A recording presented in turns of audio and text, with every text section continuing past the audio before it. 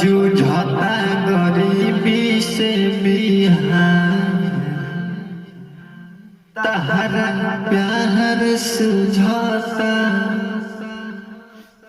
अरे जूझता गरीबी से बिहार तहरा प्यार सुझाता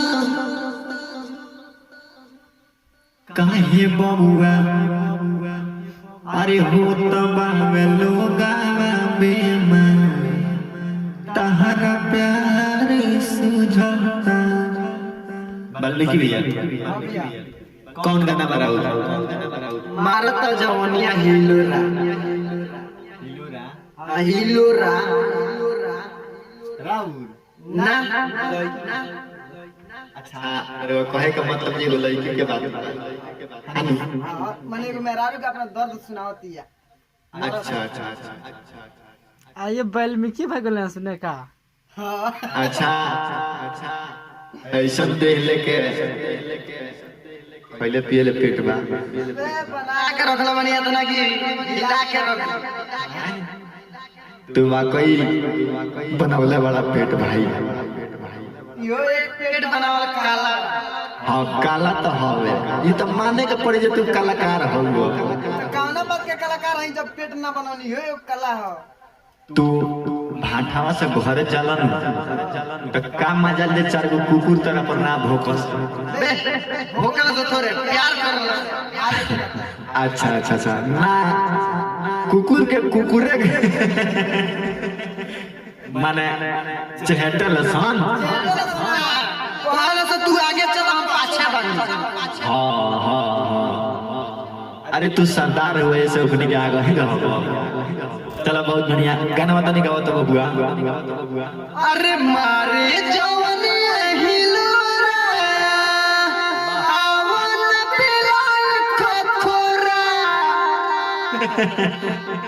एक कटोरा खखोरा एक खखोरा के जो हम भोजपुरी में कटोरा कहला। अच्छा तो एक कटोरा का पिया तोरा बबुआ नहीं जाना दूध। अच्छा दूध ना निमने सोचबा बबुआ हमार तहार निमने सोचबा कहत तनी जे काहे लइका तरक्की करत रसन लइका ए गरी तेज हो गेल बड़ा सा। ना ना ना वो तो हमारे बात बावे हमरा बुझाता जी तू सबसे ज्यादा गूगल पर सर्च करे वाला तू ही लइका बाड़ा। पूरा YouTube गूगल पूरा पर सर्च करनी है के ना ना ठीक बा जा माइक तोड़ दाओ ठीक बा तनी बढ़िया से गइयो हिला के हम हिला दे कोमरियो हिला दे आई हम मुंह हिला के गइयो अरु कतन चालू कर दे त हाथ बोली हो बोला त बबुआ। हेलो लइका आवते ने घुसता लइका जाई जाई बोला तो हेलो हेलो आराम से बबुआ। हेलो चलो ठीक है चलो स्टार्ट कर जाओ एकदम रेडी बाड़ा एकदम रेडी बानी चलो।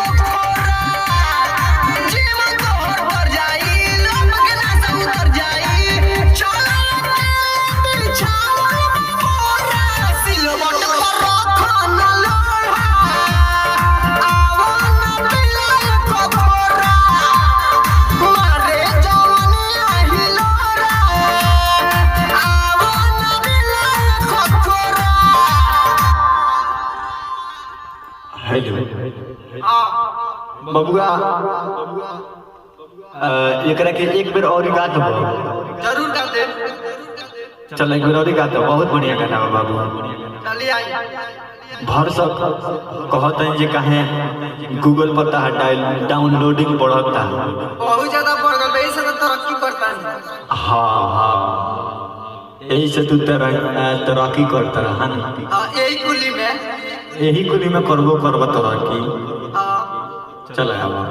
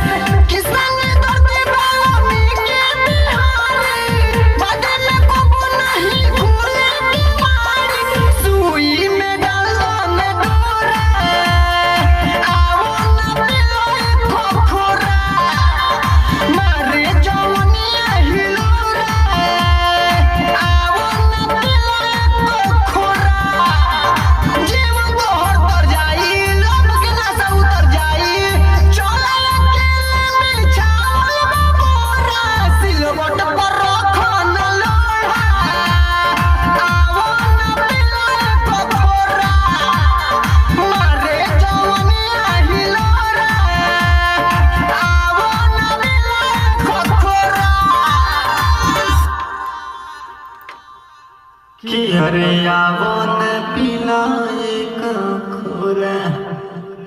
आवो आवो ले आओ हो पेंदर एक खोरा ले आओ तंग का दूध पियावल जाओ। ए मोटा जाना है ना पिया का छेरा दे के जाइए ना ई कुली ना पेट झड़ता था एकदम टाइट बा टाइट रहेगा चाहिए दूधवा पर झड़ जाई।